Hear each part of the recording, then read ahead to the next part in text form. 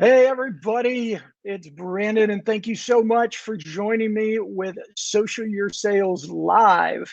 As you know, Social Your Sales is my podcast that I host.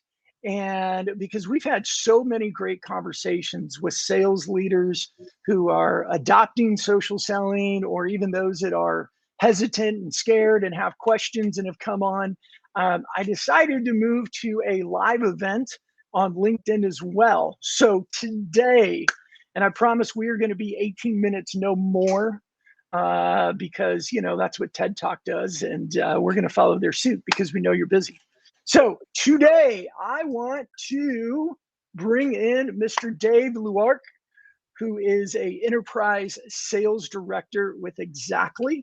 And the reason that I wanted to ask Dave to come on here is not only has he embraced social selling activities and his daily cadences alongside his phone calls and his emails and other tools that he uses, but he's also seen the benefits, and it's now influencing how he hires and the conversations he has around building his sales team. So Dave, welcome to Thank Social you, sir. Sales Live.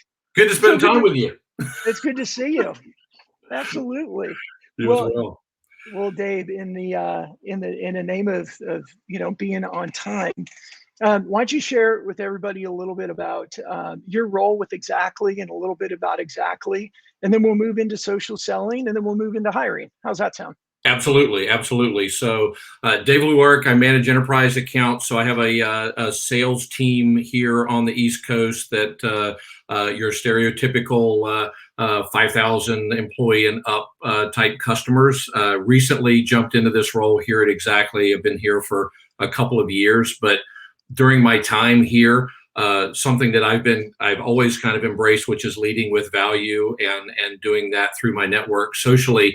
Really kind of played out very well for me last year. Had a very successful year, oddly enough, during COVID, and it rallied it into an opportunity here. So it's one of those things that I evangelize very regularly with my team. So appreciate the opportunity to talk about it here with you, Brandon. So. Yeah, thank you. I appreciate it. And I know you and I have had a lot of conversations in the past, and I know you've embraced social selling, and you and I have been a bit aligned in a lot of areas with our approach to social selling and the activities. Would you just share with everybody like what social selling is for you and how you activate that every day? And for me, it's the hard part I have is calling it social selling, because it's more about engagement of those that you'd like to do business with, you'd like to create relationships with, and always leading with value. I did a short stint at Miller Hyman Group, and CSO Insights was our research arm. And one of the studies that they did, the Buyer Insight study, was one that I've always embraced, which is, customers are more than willing to engage you, but you need to bring insights and perspective to those engagements. So the one thing that I've always found is you don't rush up to somebody and stick your business card in their hand and you start making your pitch. It really does take building that trust and building that engagement, getting that. I think you and I jokingly talked about the Fockers and building, getting in that circle of trust as being a circle of trust. You need to embrace. You got to get into that circle. Don't be Greg. That's right. But it's so important to lead with value and insights of the problems that your prospective customers are engaging every day, and reaching out and being that advocate for change and helping them find a new path. And frankly, based on last year, that path is a lot different now than it was for them last year. It proved positive. So yeah, do you want to talk a little bit about that? What your experience has been, because I know you've got McKinsey and Gartner and all the companies out there talking about, hey, the buyer's journey has changed. My personal opinion is I don't know if we ever truly knew what the buyer's journey was, right? Because the buyers do whatever they want to do because they have control and they can. Yep. But when you say something like it's all changed, what do you mean, and what have you been experiencing?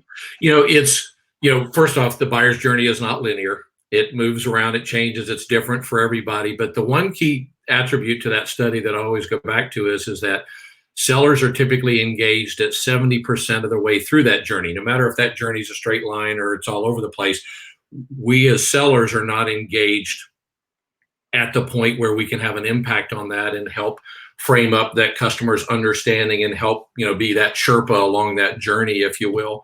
And that's, that's a tough thing. And what happens is I use the term line of sight quite a bit, because I think in a lot of cases, it's a matter of, I think about my own farm and people driving past all the time. They drive past, I don't see them. If they toot, I might look up. If they toot and wave, I might look up twice. How does a seller today get in a prospective customer's line of sight, in that I'm here to add value, not just to be the noise, not just to, try to get 15 minutes of your time, but to truly add value as you're learning and understanding on ways to solve problems and look at things differently. So last year, it was all of a sudden now people aren't in the office. They're not answering the phones that were at that office. They're working remotely. That's still evolving and changing. So what's the best avenue to do it? It's the same avenue that I've been using for years. Just continue to outreach, connect, and do it with the intent of adding value, not with the intent of selling anything. Yeah, I'm going to put this up, the triangle of social selling success model, which is a term that I use, but I know you and I have talked about this a lot.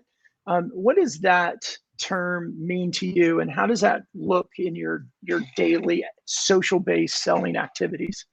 The one thing that I push a lot and speak to a lot of the sellers here, even my own team and other teams as well, is there's certain activities that have to be embedded. It's the rigor around things, your muscle memory, whatever you want to call it, but it's those daily activities of regularly reaching out to connect with customers to say, hey, I'm here, I'm going to add value, I'm not going to try to sell anything. I'm sharing insights and perspective with consistency indirectly, to that customer on those posts. But then there's that just straight out direct engagement with that customer. And I saw something based on what's happening in your world that I think would be of value, and how do I share that with you in a direct engagement to, again, offer that value or that impact, or sharing something that might make your day better. So to me, the triangle of selling it, you kind of need to have those three things for it to stand up. So I don't know if that aligns with what you're thinking.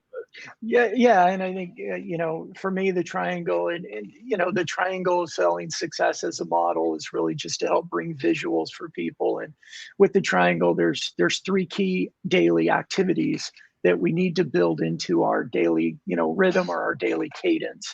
And it's one is sending out targeted connection requests, because we have to grow our audience. If we're talking on social, if we're sharing valuable insights and content like you said, but we don't have the right audience, we don't have the right connections, well, we're speaking to an empty room, or we're speaking to the wrong room, which might even be worse. So number one is building that strategic network of prospective customers, and doing it in a good way, right? Not just sending out cold messages, hey, do you want to connect? But I love the term that you use, line of sight. And I use the term eyesight, being in their eyesight. But it brings us into the second piece of the triangle, which is daily engagement with your prospective customers. You're sometimes not even your first connections, but engaging with second or third connections with the goal of building that communication and then becoming a connection.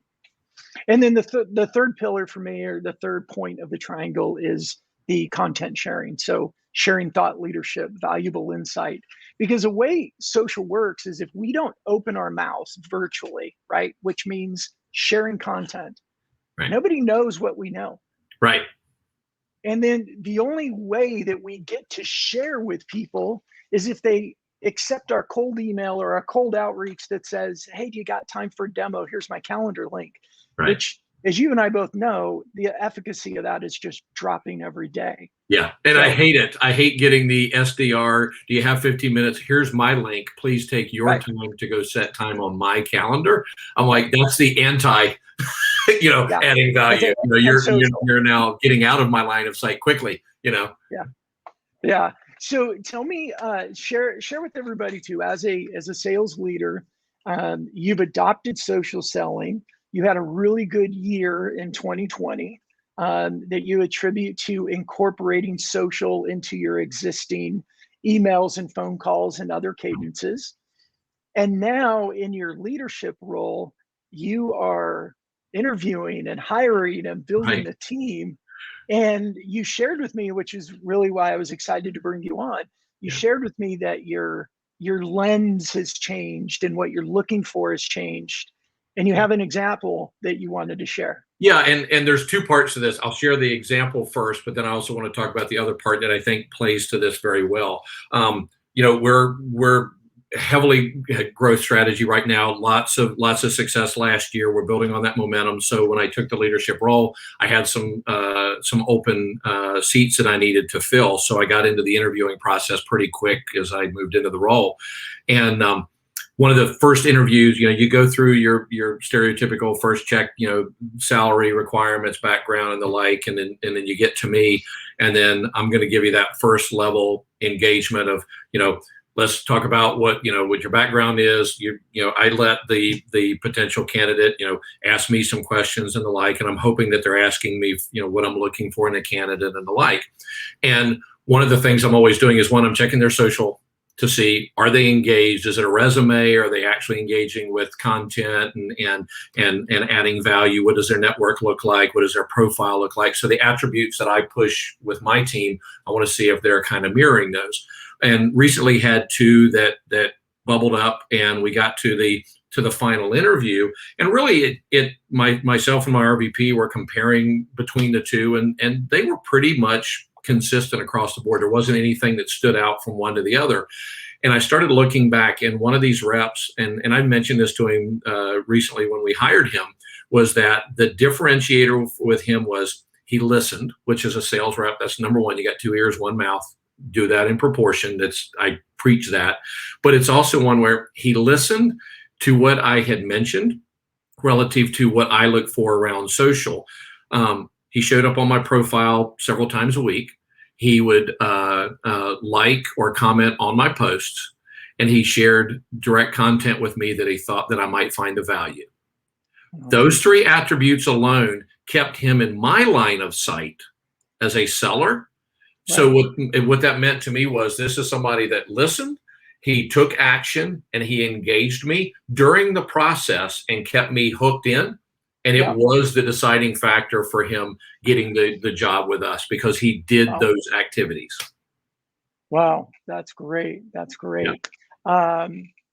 Wow. And I'm sorry, I got a little flustered because it made me start thinking about one of my partners with DLA Ignite, our digital leadership consortium of social selling trainers around the world, just posted I think an article today, maybe it was yesterday, about job searching and social and how you could use it. And it was very, very similar to what you just shared, is staying in that line of sight, being active and being in front of them. Because with social media, unlike pre-social media, you go to an interview, you do your thing, you leave, you send a thank you note, maybe, a handwritten thank you note or an email.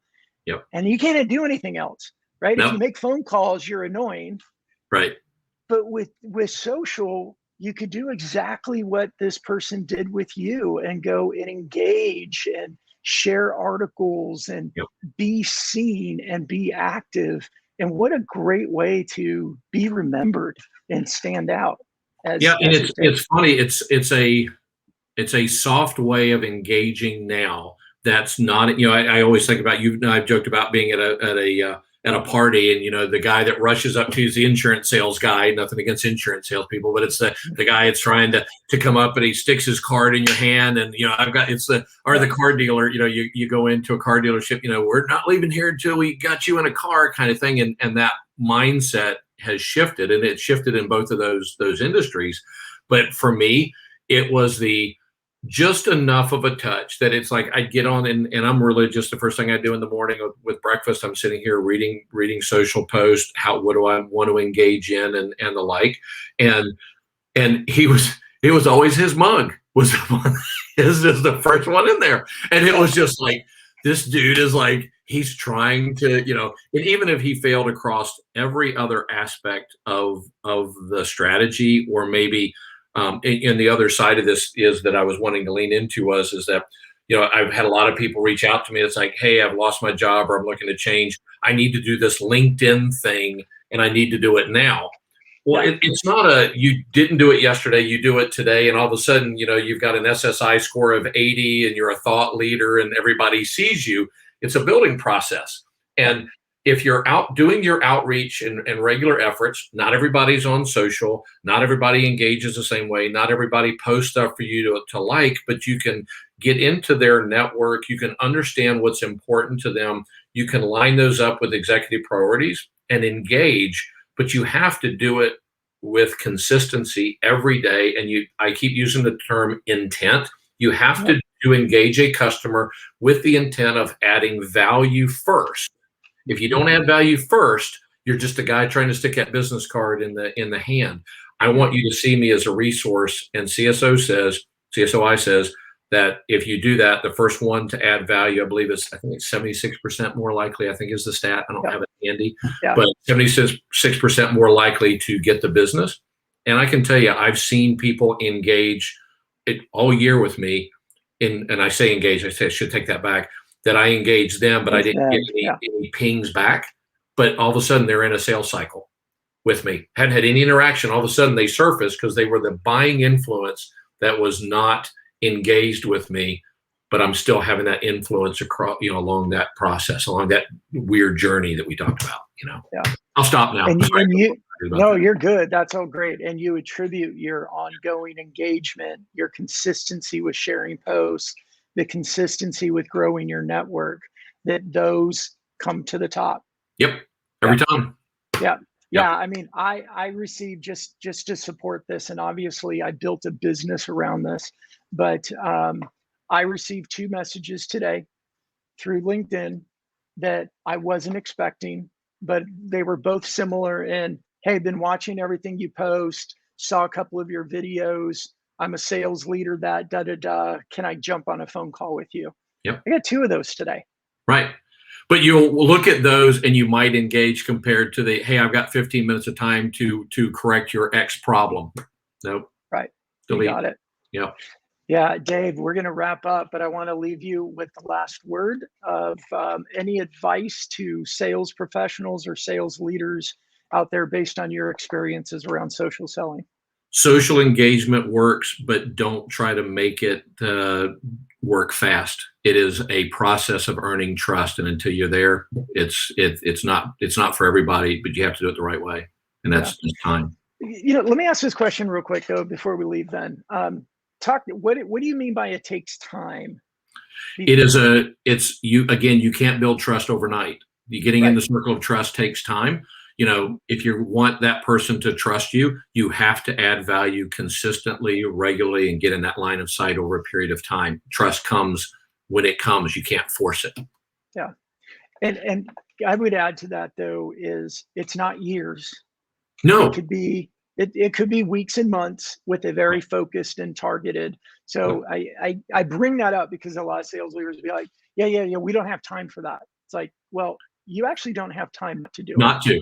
If you don't do it now, you'll be wondering why you didn't take the time next year when you miss your quota. Exactly. Dave, thank you so much. My pleasure. I'm going to put down your a link and tag you. So anybody wants to connect with Dave, I know he would love the network growth and he'd love the connection. I also love it with a message as to why. So exactly. There you go. Everyone listen up. That's the way you capture his attention. Appreciate you, Brandon. Yeah, thank you so much. I appreciate it. All right, everybody. This was Social Your Sales Live. I will put links down also to the podcast if you want to go check that out as well. We have a new episode every week, and I appreciate you. Love to hear your comments and see what you think, or see what you believe and hear, and think about what Dave shared today. All right, everybody. Thanks so much. Have a wonderful day. Take care.